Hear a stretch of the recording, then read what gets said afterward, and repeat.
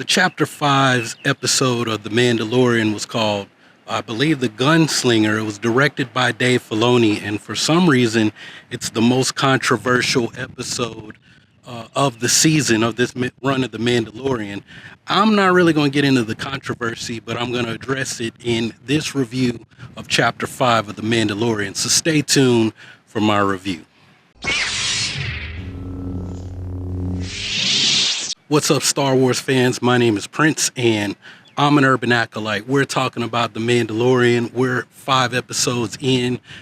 This was Chapter 5, The Gunslinger, directed by Dave Filoni, the man, the heir apparent to George Lucas, the real master. Shout out to Ajarn Chai Yoda. We're talking about Baby Yoda and The Gunslinger, The Mandalorian, my main man DJ. Anyway, let's jump into this review. So just a quick rundown of the episode. I mean, this was, to me, this was like the most, it had the most nostalgia, if I can use that word freely, of any episode of The Mandalorian so far. We returned to Tatooine, Mos Eisley spaceport. Never has there been a greater hive of scum and villainy, right? We've got this little trope of the mechanic, who's a lady. She's got those little popular monocular droids that we've seen from the Clone Wars that are good at fixing things or tearing things up. A little bit of comic relief. And in this episode, the Mandalorian comes to Tatooine, just coming off of his trip to Sorgan, the planet where Chapter 4 occurred, the Sanctuary. Of course, we know that the Bounty Hunters Guild is still continuing to track Baby Yoda. They're also tracking DJ because he's gone rogue and took out the members of the Bounty Hunters Guild there on that planet. But so he comes to Tatooine, and he's needing ship repairs because he's been pursued by another bounty hunter who manages to damage his ship. And like I said, he's getting repairs, and he needs to find a job in order to pay for the repairs. And as fate would have it, he stumbles into a cantina. I'm wondering if that's the same cantina where this whole Star Wars adventure started, where Luke and Obi-Wan went and met Han Solo and the mighty Chewbacca, and the only ship to complete the Kessel Run in under 12 parsecs, the Millennium Falcon, right? Mandalorian stumbles into this bar where no droids were allowed, but now we see that there are droid bartenders in there. And a young bounty hunter just happens to be sitting in that spot where Greedo sat with Han Solo. Oh, Chupa Solo. And he has a job for our main man DJ. They need to track someone who is wanted by the Bounty Hunters Guild, Bounty Hunters Association. And by finding this bounty, this young bounty hunter can get his cred up so that he can become a full-fledged member of the Bounty Hunters Guild, right? The problem is that our assassin, our wanted assassin, played by the beautiful Ming-Na Wen, what was her name? I forgot her name. I'm sorry, y'all. Like, I would have prepped for this, but I literally just got home from being out with my wife, shopping and running errands. We're getting ready to move. So all of this and the chickens and all that shit, that's going to go away after this week. And hopefully in our new place, I can set up a studio and bring back everything I had in America.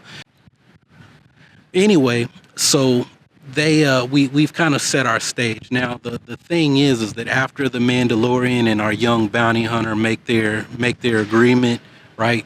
You're going to help me get my credentials by bringing in this assassin, and I'll give you the money, which he's going to use to pay for his ship repairs, right? He happens to follow him back, right, to get his gear, and he sees Baby Yoda.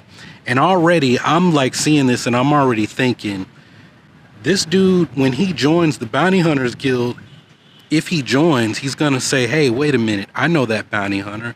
I saw this Baby Yoda, the child. Like, I'm already seeing, like, they're setting this up for a double cross, right? And the the double cross happened sooner than I thought. I thought maybe it might happen in a future episode, but it happened in this one.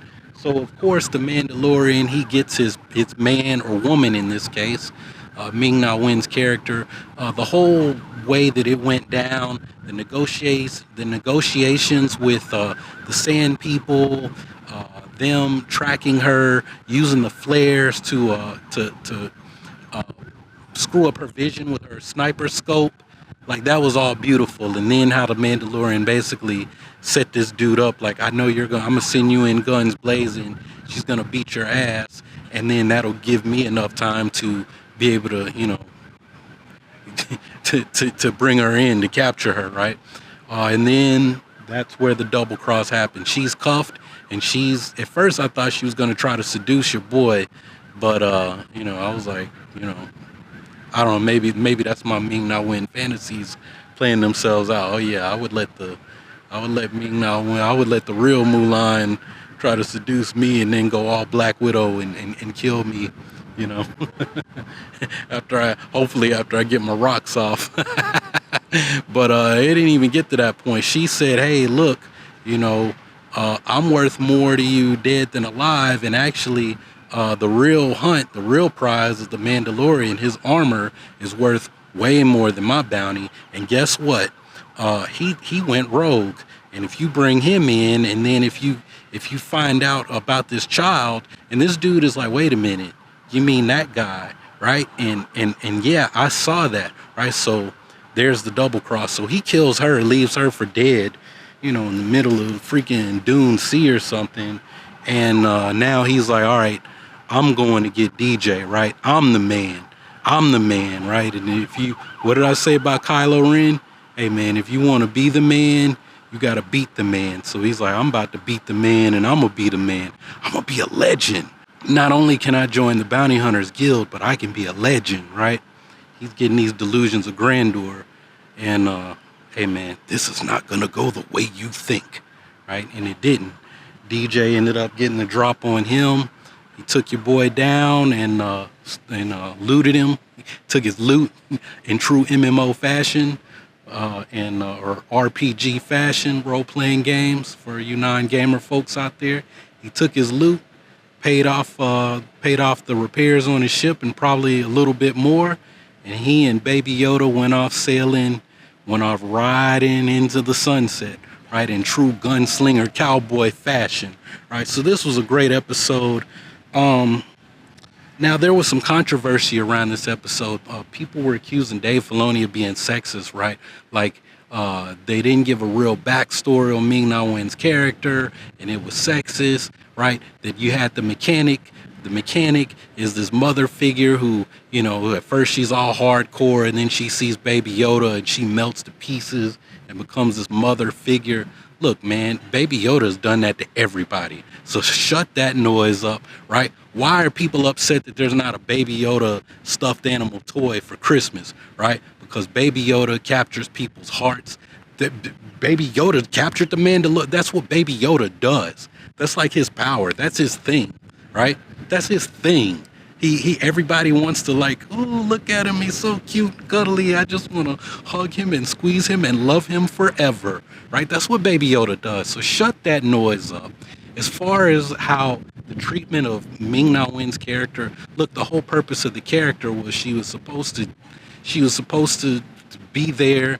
The Mandalorian takes this dude on this new bounty hunter under his wing, and that bounty hunter double crosses him, and that allows the Mandalorian to pay for the repairs, and it's just a little one-off story, right?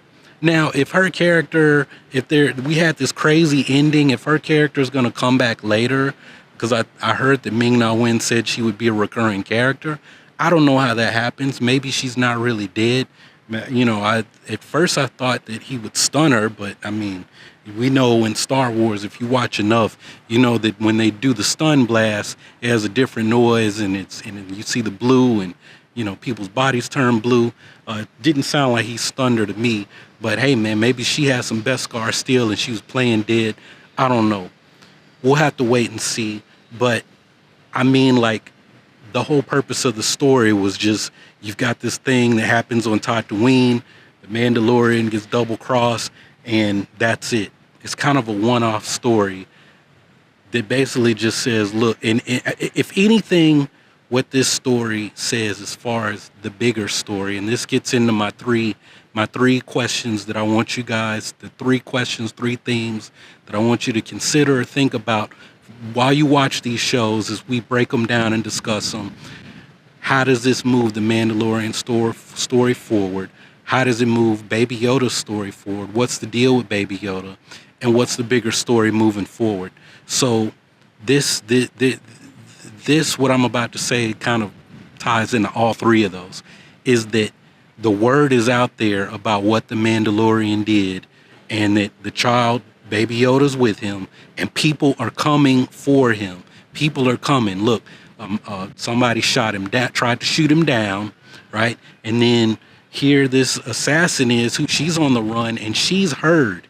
The word on the street is that DJ went rogue. This Mandalorian went rogue. He took a bounty with him. He shot up the bounty hunters guild on this planet, and look, and he's worth a whole lot of money. Bring him in and capture that bounty, right? So the story moving forward is that the bounty is the DJ is like looking after Baby Yoda. He has no idea what he's doing. It's like 3 men and a baby, except there's one Mandalorian and a whole lot of guns and Baby Yoda, right? He's trying to figure out what he's supposed to do. Is kind of this father figure where he's been on his own, the lone wolf, right? And now he's got to look after a kid, right? And then he's got all these people coming after him, right? And there's all this stuff going on in the Outer Rim, right? We've still got the bigger story about what's going on. The first order is off somewhere in their fledgling, in their first years, because it turns out that the Mandalorian occurs 3 years after Return of the Jedi, and not 5 like it was said. Dave Filoni said it, or no, what's the Iron Man dude? Jon Favreau said that this is 3 years post Return of the Jedi, right? So the First Order is in its like second year, right? Because Aftermath, all the events, the Battle of Jakku was about a year and a half after Return of the Jedi. First Order is not really a thing. They're still wandering in the unknown regions, bringing the rest of the fleets together to formally form the First Order, right, under the direction of Grand Admiral Ray Sloan, right? So the first generation leaders of the First Order are pulling the fleets together. We've got these rogue Imperials that haven't gotten the word or don't care about the First Order. And if you're reading the Rise of the Resistance or whatever this book is, where you know that a lot of those people, those displaced Imperials, just kind of settled down and stayed warlords, stayed in charge, and they're like, screw the First Order, right? So they're never gonna, they're like, hey man, I'm an Imperial, I'm in charge here, I'm not letting go, right? So we got that. That's the situation. And then the New Republic is kind of, they're still trying to figure out what they're going to be and how they're going to serve the galaxy, right? So you got these areas where it's just chaos, right? And that's the stage, the scene for the Mandalorian and this story as it's being told. Don't worry about all the stuff with how does this connect with the return, the rise of Skywalker and the Last Jedi, and does Baby Yoda go? Don't worry about that right now, because there's too many gaps, too many blanks to fill in. But like I said, this episode, I didn't feel like it was a filler. It just basically, the whole message in this episode is that DJ and Baby Yoda are on the run, and people outside that are connected to the Bounty Hunters Guild but aren't part of it, like even people that have bounties on them know what happened, right? And so it's like they're coming, and DJ is I think he's gonna get to a point where he's gonna realize, like, I can't do this on my own, I need help. And maybe that's where Cara Dune comes back in. Maybe Carl Weathers' character, whatever his name is, he has to go back and make amends with him or lure him over and like, look, man, I don't know why the Empire's after this kid or whoever. Maybe they go back to the doctor and he's like, yo, look, man, I spared you. I need to know, like, who is this kid? Why do they want him? What do they plan to do with him? Like, I need answers. I need them now so I know what I'm up against. And then maybe then we'll get the full story. But for now, the word on the street is that Baby Yoda, everything about him is going to be a mystery for some time. That might continue into season 2 of The Mandalorian, which is under production. If you didn't know, they're working on season 2 right now. So we'll just have to wait and see. But I'm thinking that we're probably, if the word on the street from Jason Ward at Making Star Wars is right, we're probably gonna see something else regarding Ajar and Chai Yoda's species in season 1, and possibly wrapping up the storyline as far as it pertains to Baby Yoda, reconnecting him with his people, and it'll shoot down a lot of the theories and the stuff that people are saying regarding Baby Yoda. And I'll be glad about that, because most of the theories and stuff, it's all based on speculations, things that you don't actually know to be true. And that's why I have a problem with the speculations, is when you have to add things that you don't know to be true, that automatically makes them bad. Right? You're trying to write the story with things that you want to be there. That's fan fiction. You can spread your fan fiction if you want, but don't make it a theory and then be upset when it's wrong, right? Because you created, you filled in blanks that weren't there with what you wanted to be there. But anyway, those are my thoughts. Let me know your thoughts on this episode in the comments below, and I'll be checking back to see what you all have to say. And if you haven't subscribed already, go ahead, click that subscribe button, and take your first steps towards becoming an urban acolyte. Embark on the journey to become the hero of your own story, become a force for change in your community. Continue to support the channel. You can do that by checking out more videos, and also by sharing this video with all your friends who enjoy Star Wars. That's all I got for this one, so thanks for watching. Y'all keep on breathing, and may the force of others be with you always.